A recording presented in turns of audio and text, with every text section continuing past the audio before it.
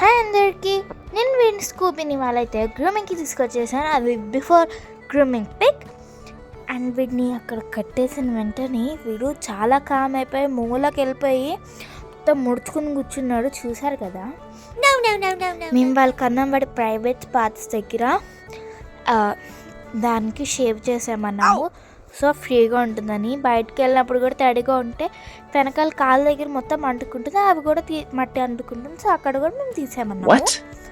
ముఖం పట్టుకున్న కాలు పట్టుకుని కట్ చేద్దాం సిజర్స్ పట్టుకుంటే మా చేతులు మొత్తం ఘాట్లు ఉంటాయి.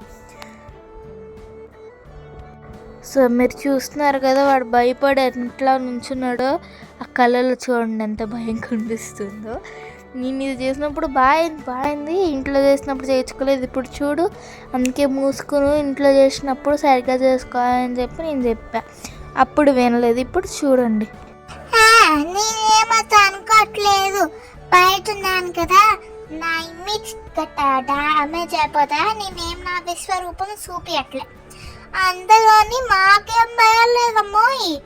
నా ఫ్యాన్స్ కి నా గురించి పిచ్చి పిచ్చిగా చెప్పకు. నీ ఫ్యాన్స్ వచ్చేసి మధ్యలోకి వచ్చి చెప్పేకు. వీడికి పాస్ట్ దగ్గర కూడా క్లీన్ చేయించామన్నాం. And bath, nail cut and facial అంటే ఫేస్ కటింగ్ చేస్తారు. సో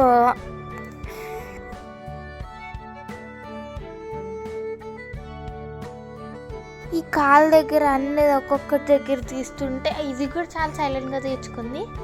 ఇంట్లో అయితే విశ్వరూపం చూపించేస్తుంది. ఇంట్లో ఉంటే నువ్వు సిజర్స్ వాడతావు కాబట్టి నేను అట్లా ఉంటాను.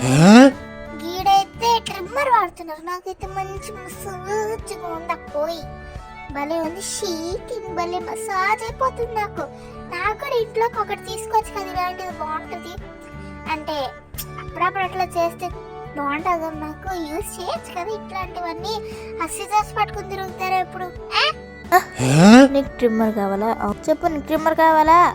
నీ పెంట కూడా. ఇప్పుడు వీడికైతే తింటాయి. నాకు సరదా వచ్చేది ఇక్కడ మాత్రం విశ్వరూపం చూపించేశాడు అనుకోండి. ట్రిమ్మింగ్ దగ్గర చూపించలేదు, బాతింగ్ దగ్గర చూపించేశాడు, మళ్ళీ ఫేషియల్ దగ్గర కట్ చేసేటప్పుడు కూడా వాళ్ళకైతే చుక్కలు చూపించేశారు.